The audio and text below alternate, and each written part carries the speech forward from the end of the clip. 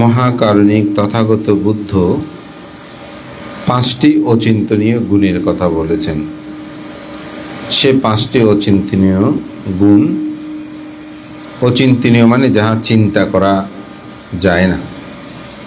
যেমন এক মুঠো বালি নিলে এখানে কয়টা বালি হবে এটা গণনা করা যাবে না।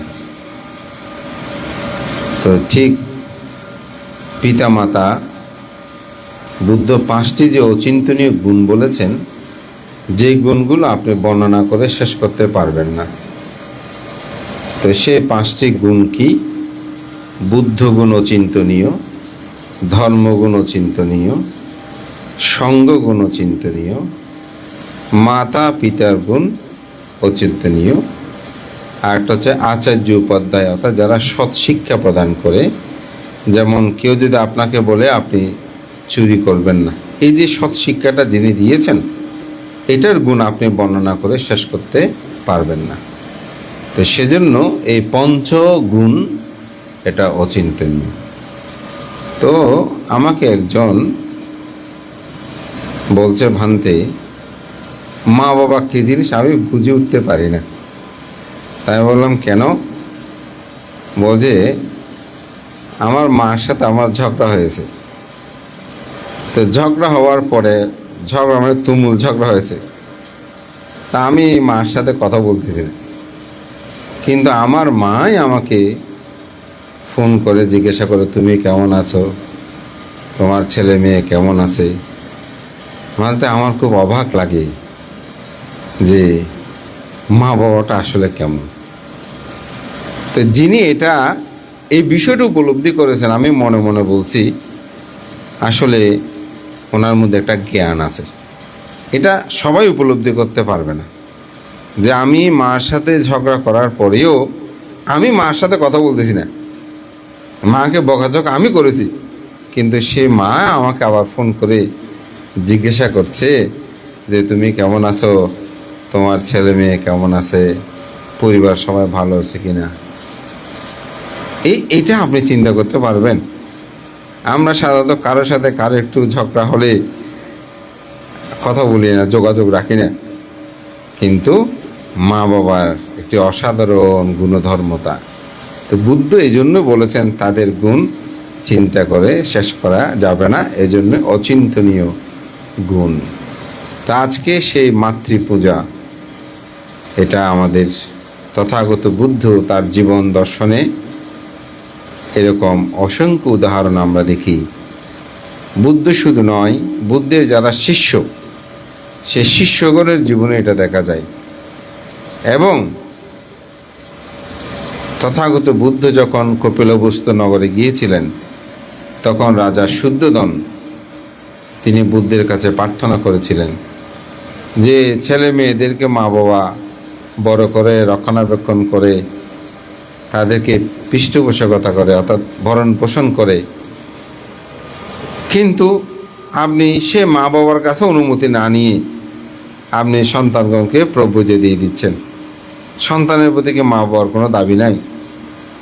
তো বুদ্ধ সেখানে বিনয় প্রজ্ঞাপন করলেন যে মা বাবা যদি সম্মুখ দৃষ্টি সম্পূর্ণ হয়, তাহলে মা বাবার অনুমতি ব্যতীত কোনো সন্তান প্রব্রজ্য উপসম্পদা গ্রহণ করতে পারবে না। তো এই জন্য আপনারা যখন শ্রমণ করাতে যান, তখন ওদের মা বাবা আসছে কিনা জিজ্ঞাসা করে। তো মা বাবা যদি প্রস্তাব দেয়, বানতে আমি এসে আমার ছেলেকে প্রভুজে দান করব, তখন আমরা ঠিক। যদি মা বাবা না এসে ভাই আসে, তখন জিজ্ঞাসা করে মা বাবা কোথায়, ওরা আছে কিনা, কে আছে নাই। এই জন্য পিতা মাতার প্রতি তথাগত বুদ্ধ এটা গুরুত্ব প্রদান করেছে। তা আমাদের মাঝে মধ্যে একটা বিষয় উত্থাপিত হয় যে পিতা বড় নাকি মাতা বড়, অনেক সময় আসে না, অনেকে এটা নিয়ে খুব ভালো তর্কাতর্কিও হয়। আমার ওখানে আগে একটা ধাম্মা সাকাচ্চা হতো, ওখানে বলতো। তো একবার এক স্বামী স্ত্রী, তারা দুজনে মানে তর্কাতর্কি হয়ে গেছে। বলতে আমি এরকম করে পরিশ্রম করে আনি, খাওয়াই, তা আমার আরও গুরুত্ব। স্ত্রী বলতে আমার গুরুত্ব, এখন বিচারটা দিল আমাকে। বলতে পারতে এখানে মা বড় হবে নাকি পিতা বড় হবে? এখন আমি বিপদে পড়ে গেলাম, দুজনে সামনে স্বামী স্ত্রী। আমি বললাম আসলে দুজনেই সমান। তবে একটা জায়গায় আমরা গিয়ে একটা উপমার মধ্যে দেখি, এক্ষেত্রে মা বাবার একটা পার্থক্য লক্ষণীয় হয়।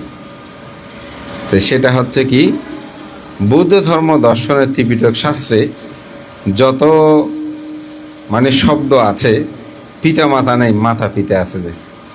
যেমন আমরা মঙ্গলসূত্র আবৃত্তি করেছি যে মাথা পিত উপাট্টানাং, মঙ্গলসূত্রের মধ্যেও আছে ধর্মপদে মাতারাং পিতারাং বাপি আইয়া বাপি সেয়া থাকে। তো এভাবে প্রায় জায়গায় আমি দেখেছি যে মাতা পিতার বিষয়টা আছে। তবে একটা বিষয় আছে, মানুষ যখন 5টি আনন্তারিক কর্ম সম্পাদন করে, পঞ্চ আনন্তারিক কর্ম, যে কর্মগুলো সম্পাদন করলে আপনি অবশ্যই অবৈচী নরকে যাবেন, সে 5টি কর্ম কি? কেউ যদি বুদ্ধের পাদ হতে রক্তপাত ঘটায়, তো বুদ্ধকে তো কেউ হত্যা করতে পারবে না। তবে বুদ্ধকে কেউ যদি আঘাত করে বুদ্ধের পাদ হতে রক্তপাত ঘটায়, যেমন এখন তো বুদ্ধ নাই, এই যে অনেকে বুদ্ধ প্রতিবিম্ব ভাঙে, বিহারে আঘাত করে, এগুলো কিন্তু মহাপাপকর্ম।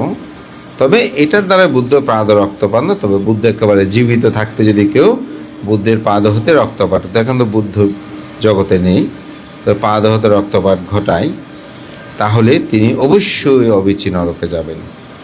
দ্বিতীয় হচ্ছে, কেউ যদি সঙ্গভেদ করে, এই সঙ্গের মধ্যে বিভাজন সৃষ্টি করে, যেমন অনেক মানুষ আছে বিহারে সঙ্গ ভাগ করে ফেলে, নিজেদের নেতৃত্বে কর্তৃত্বের সঙ্গের বিভাজন, এগুলোর মধ্যে যারা সম্পৃক্ত হয় তারা কিন্তু অবশ্যই অবিচি নরকে যাবে, সঙ্গের বিভাজন।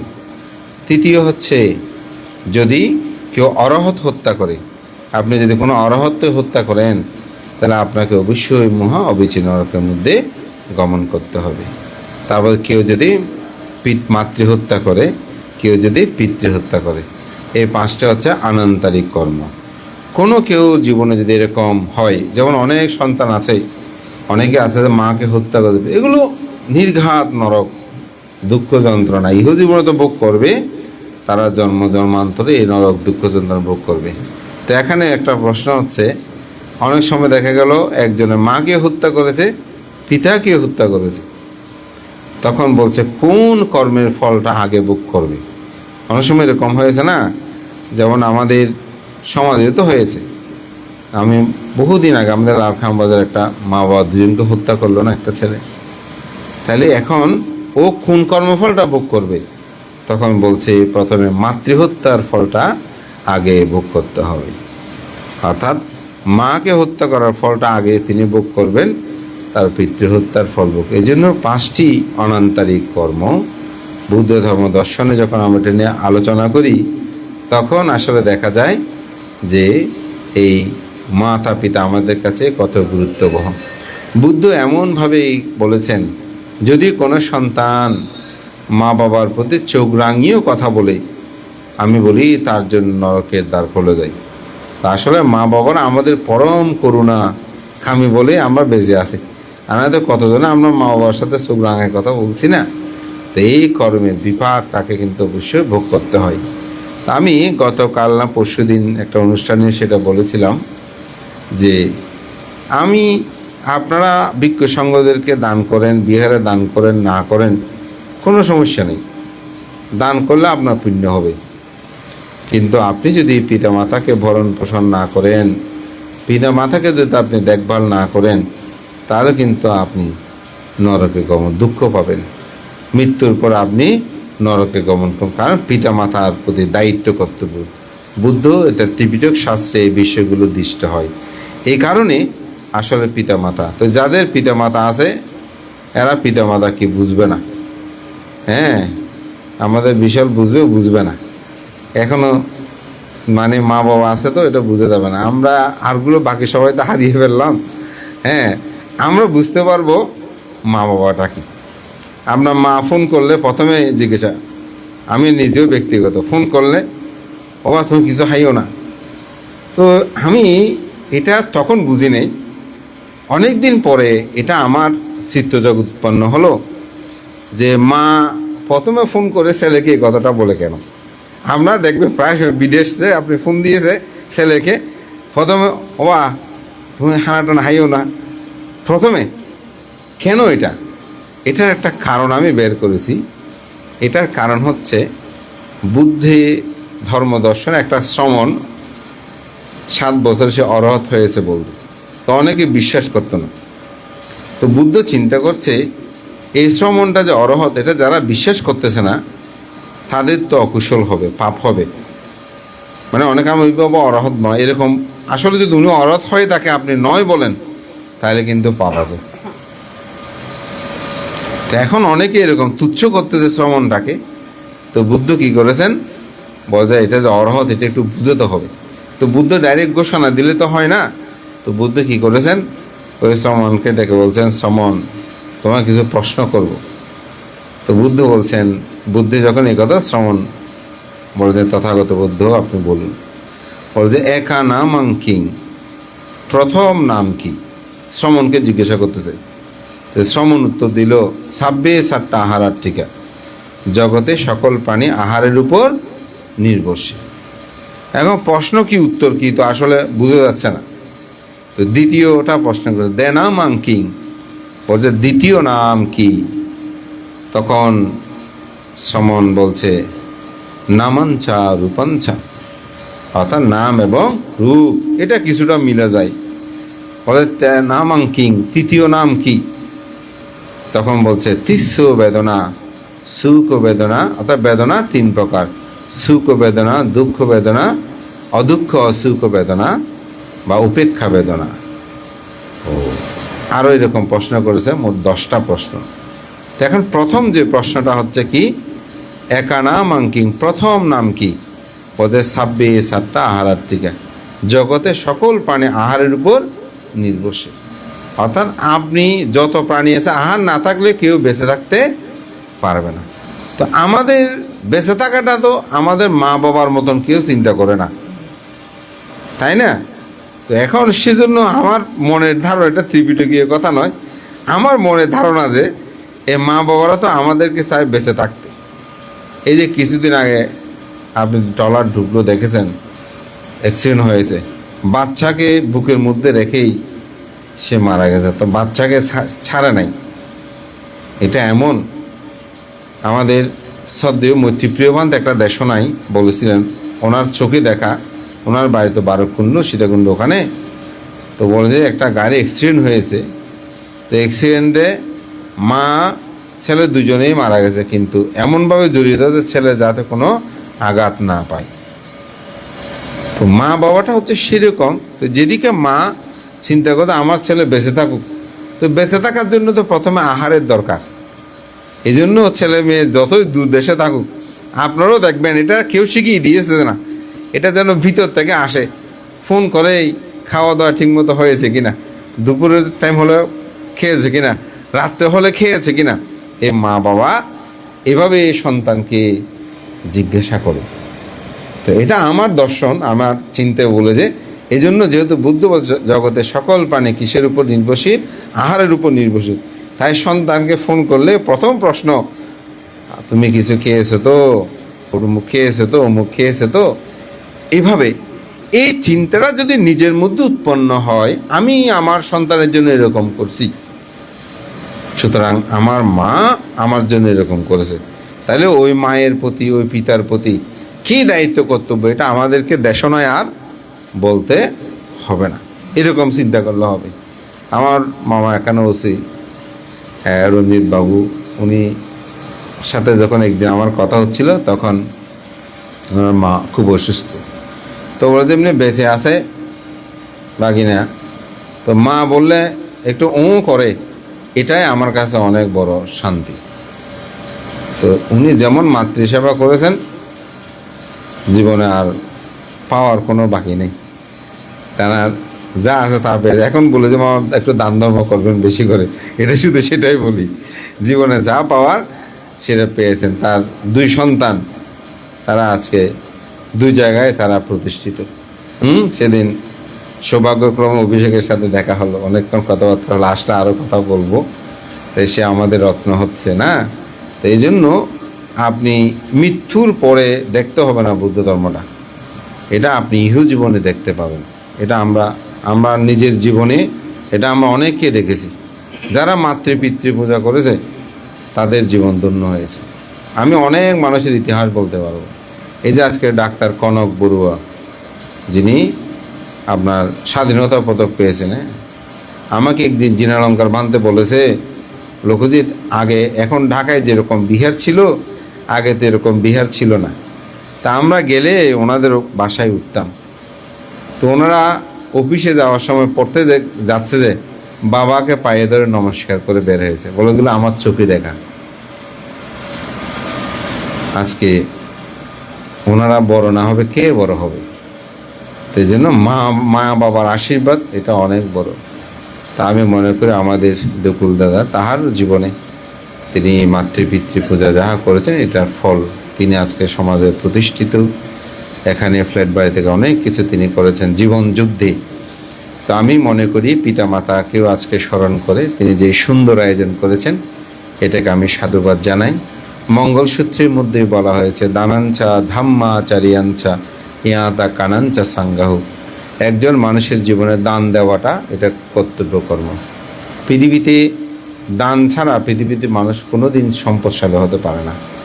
এটা মৃত্যুর পরে জন্মান্তর পাবেন সেটা আমি বলবো না। আপনি ইহজীবনে চিন্তা করে দেখবেন, দান যারা করে তাদের মধ্যে আনন্দ আছে, প্রীতি আছে। ভোগী মানুষ কোনোদিন সুখী হতে পারে না, কারণ তার সবসময় অর্থ সম্পদের লোভটা এত বেশি অন্তরে, এটা নিয়ে যে চিন্তা করতে করতে শেষ। কিন্তু অথচ মৃত্যুর সময় সেগুলো কোনো কিছুই সে নিয়ে যেতে পারে না। এই জন্য যথাসাধ্য অনুসারে আপনি দান করবেন। একটা বক্স রাখবেন, প্রতিদিন পক্ষে 10 টাকা বক্সে রাখবেন, এটা নিয়ে একদিন দান করে দেবেন। মানুষ চাইলে প্রতিদিন এরকম দান করতে পারে অনেকের। সেদিন আমাকে একজন বলতে পারতাম আপনার একটা বই প্রকাশনা করে দেব, তো আমার টাকাটা এক জায়গায় জমা হয়ে যাচ্ছে, অর্থাৎ উনি ওখানে এটা রাখেন। তাহলে চিন্তা করে দেখেন আপনি যে একটা মানুষের শ্রদ্ধাটা কীরকম। তা আমাদের আপনি সামর্থ্যের বাইরে দান করবেন সেটা আমি বলবো না, আপনার যতটুকু সাধ্য আছে ততটুকু আপনি দান করবেন। এবং শীল পালনটা বেশি গুরুত্ব। একটা পরিবারে যদি আপনি সুখী হতে চান, শীলময় জীবনে পঞ্চশীল পালন করেন একটা ঘরে, কোনো চিন্তা নাই।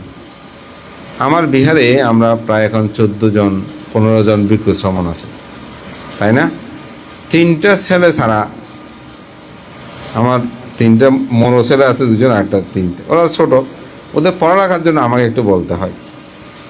কিন্তু ভিক্ষু শ্রমণদের মধ্যে কারোর মধ্যে কোনো ঝগড়া নাই, কথা কাটাকাটি নাই, খেতে বসলে বসতে বললে চলতে বললে কোনো সমস্যা আমি দেখি না। আমার এখনও আমি ওদের কোনো বিচারও করি নাই কেমন করে বানতে। এটা আমি লক্ষ্য করেছি, একটি প্রতিষ্ঠানে যদি তারা বিনয় প্রতিপালন করে চলে, সেখানে আপনাকে কোনো ভিক্ষু শ্রমের জন্য বিচার আচার করতে হবে, কারণ যার যার লাইনে সে চলবে, যার যার লাইনে সে চলবে।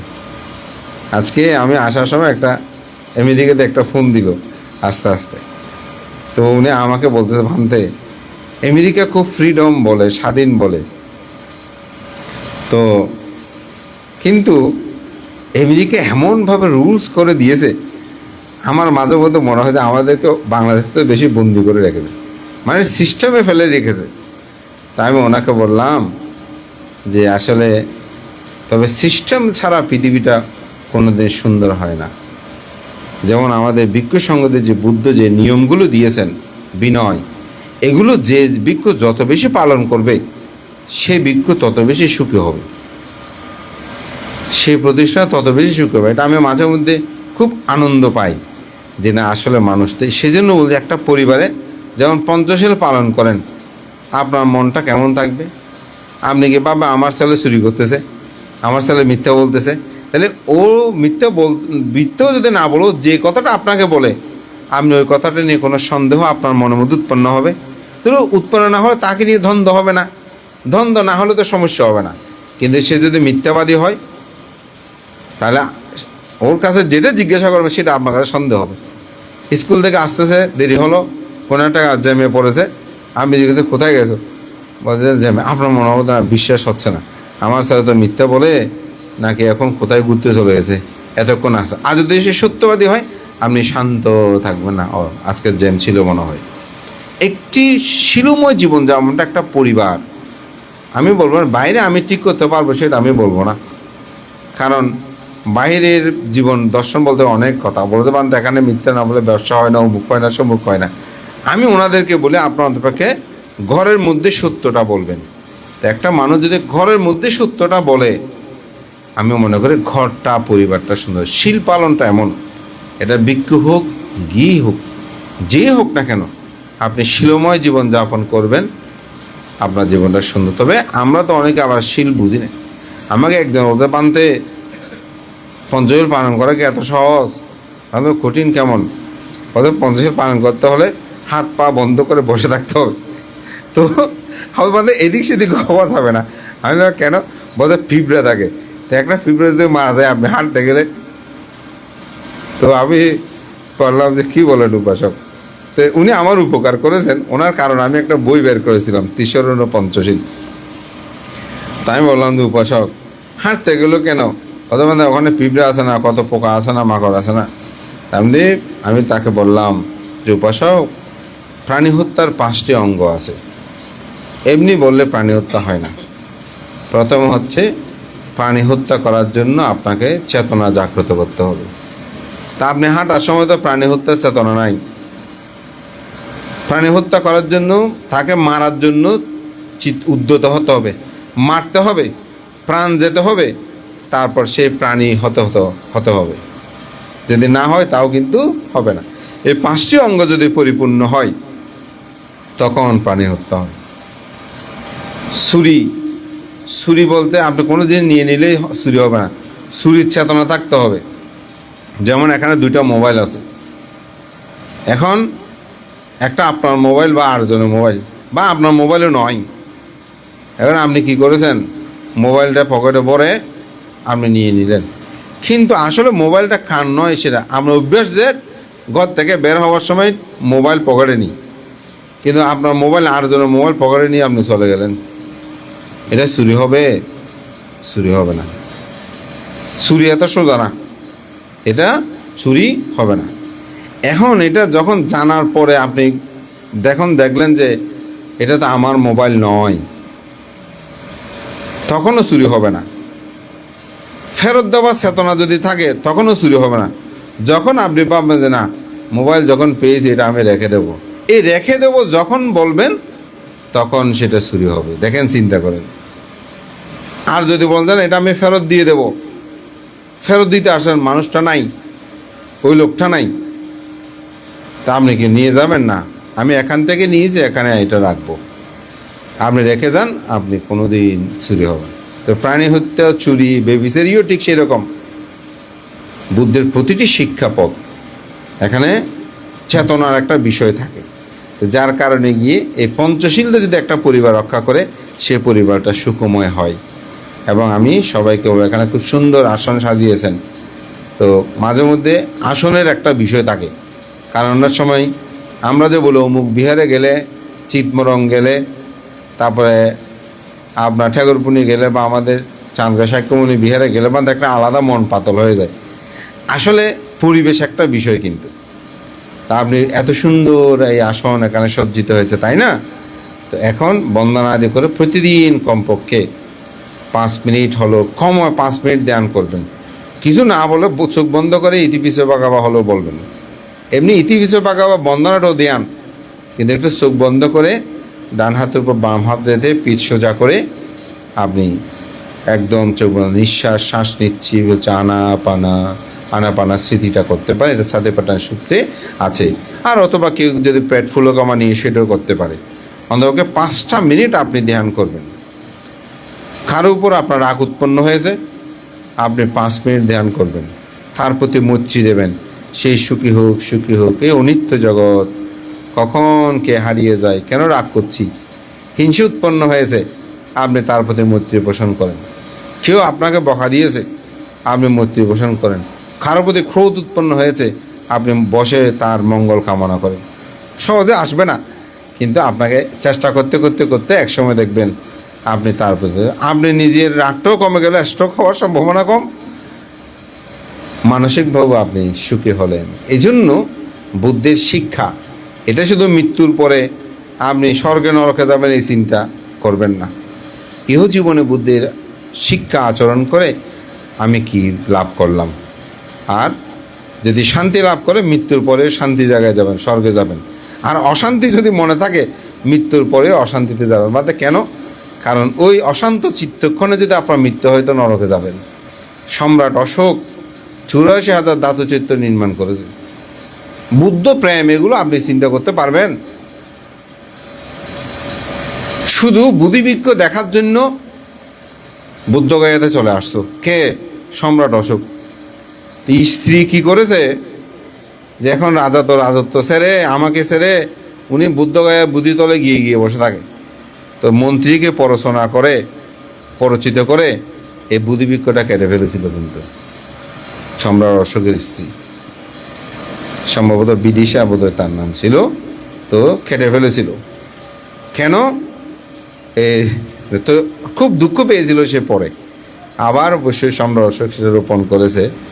কিন্তু এখানে বলতে বুদ্ধ প্রেম এটা কেমন, এইভাবে অন্তর্জগতের মধ্যে মানুষের জীবনে বুদ্ধ প্রেম এটা আনতে হবে। এটা যদি আনি সেভাবে মৈত্রী প্রসঙ্গের জীবনটা দেখবেন সুখময় হবে, শান্তিময় হবে। এটা তো সম্রাট সেই অশোক এরকম বুদ্ধ প্রেম ছিল। তা সুরাচাঁদ ধাতু চিত্র নির্মাণ করেছে, নিজের পুত্রকে প্রভুজে ধর্মে অর্থাৎ ভিক্ষু ধর্মে দান করেছে, উপসম্পদা প্রদানের একমাত্র কন্যা সঙ্গমিত্রা তাকেও দান করেছে। তিনি যখন মৃত্যুসজ্জা শায়িত দাসী পাকা করছে, একটা বাড়ি করেছে নাকের মধ্যে, বাড়ি এরকম পড়ে না অনেক সময়। এ রাগও চিত্ত উৎপন্ন, আমার মতন এত বড় সম্রাটকে দাসী বাড়ি মারল। এই চিত্তক্ষণে মৃত্যু হওয়াতে সে কিন্তু তির্যকুলতা, সে নাগকুলে নাগ হয়ে জন্মগ্রহণ করতে। সৌভাগ্য পুত্র ছিল অরহৎ মহেন্দ্র কুমার। সে গিয়ে পিতাকে যেন সেই মাংসভোজী জীবন না করে, যেহেতু সাপ প্রাণী হত্যা করে, সেটা না করে সেভাবে ধর্মদান করে তাকে সাংঘা থেকে উদ্ধার করেছেন। তা আমার মূল বিষয়টা হচ্ছে, অর্থাৎ এখানে যদি অশান্ত থাকেন মৃত্যুর পরে আপনি অশান্তিতে যাবেন, এখানে আপনি অশান্তি থেকে মৃত্যুর পরে শান্তিতে যাবেন, এটা বাবা বুদ্ধ ধর্মে বলে না। এই কারণে এখানে মানসিকভাবে আপনি সুখী হওয়ার জন্য, শান্তিময় হওয়ার জন্য ভাবনার কোনো বিকল্প নাই। তা আপনি 5 মিনিট 10 মিনিট করে যখন আস্তে আস্তে আপনার কাছে ভালো লাগবে। আমাদের সমাজে অনেক রিচ ম্যান আমি দেখেছি, সম্পদশালী মানুষ, শিক্ষিত মানুষ নিবৃত্তি ধ্যান করে, হয়তো প্রকাশ করে না। আমি অনেক মানুষকে দেখেছি, ওনাদের যখন কথা বলি বুঝি উনি ধ্যানে কিনা, ধ্যানই নয়, যেটা সত্য। আমার সাথে মাঝে মধ্যে ফোনেও আলাপ করে, ভানতে এরকম ধ্যান করলে এরকম কেমন হয়। দেখেছি মানুষগুলোর মধ্যে জীবনের পরিবর্তন, সংসারে হোক অসুবিধা কী, কিন্তু তিনি যদি সেখানে মন মানসিকতাকে সুন্দর করে তাহলে তিনি কি সুখী হবে না? অবশ্যই সুখী হবে। তাই আজকের দেশনে আমি এটা বলব, দান দেবেন, ধর্ম আচরণ এবং জ্ঞাতি মাতৃপূজা কর্ম। তো আমি আমার অগ্রজ দাদা দুকুল বরের আশীর্বাদ, ওনার সহধর্মিনী সহ ওনার পুত্র, আজকে পরিবার পরিজন এবং এখানে আমার পরম জ্ঞাতিবৃন্দ সবাই আজকে এখানে উপস্থিত আছে। আমাদের ডক্টর অর্থদর্শী বাবু সহ, আমার মামা রঞ্জিত বাবু সহ পরম দাদা, সকলেকেই আমি মনে করি জ্ঞাতি ধর্ম রক্ষার্থে আজকে সবাই সমবেত হয়ে এই পুণ্যময় কর্ম সম্পাদনের মাধ্যমে আপনাদের পরপারগত সেই জ্ঞানকে শ্রীবিদ্যে কামনা, উদ্ধরতি কামনায় পূর্ণ, আপনারাও ইহজীবনে দানময়, শিলময়, ভাবনাময় সমস্ত পুণ্যকর্ম সম্পাদন করে আপনাদের জীবনে সার্থক করুন। এই আশীর্বাদ পুণ্যদান করে আমার নাতি দীর্ঘ ধর্মকথা এখানে শেষ করছি। জগতের সকল প্রাণী সুখী হোক। এখন আপনারা সঙ্গদান শুরু করার জন্য 3 বার নমঃ ভগবতে আরহাতু সম্মা সম্বুদ্ধস্য বলুন।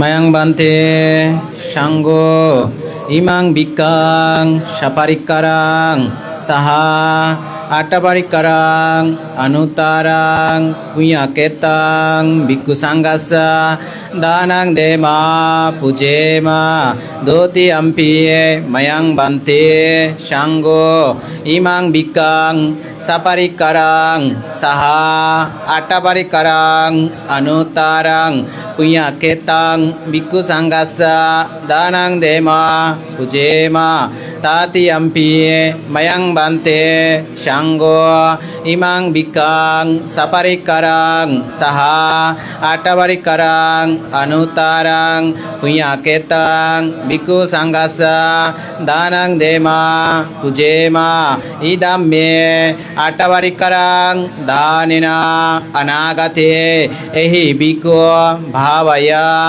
pachayo hotuti সাধু। এখন আপনারা জল ঢেলে আপনাদের জ্ঞাতের উদ্দেশ্যে পুনরাশি দান করুন। মায়াং বান্তে সাঙ্গ সংসারা ভাট্টা দুঃখাতো মোচনাতায়া নিব্বানাং সাচ্ছি কারণাতায়া ইদাং মে ইয়াতিনাং হোতো সুখী তাহন্ত ইয়াতায় ইদাং মে ইয়াতিনাং হোতো সুখী তাহন্ত ইয়াতায় ইদাং মে ইয়াতিনাং হোতো সুখী তাহন্ত ইয়াতায় ওন্নামে উদাকাং বাটাং yata ninnang pavatati evameva ito dinnang petanang upakappato yata vari vapura paripurenti sagarang evameva ito dinnang petanang upakappato etavata samhehi sambatang puya sambadang sabbe deva sabbe satta sabbe bhuta anumodanto sabba sampatti siddhya akasata sambhummata devanaga mahidika puyantang anumoditva cirang rakanto buddha shasanang cirang rakanto buddha desanang cirang rakanto mang parang emena punya kammena mame bala samagamo satang samagamo to yava nibbana patiya idang me punya asava kayava সুখিতা অন্ত সাব্বাদুকা বিনাশাত বাবাতো তিটান্ত সাধু সাধু।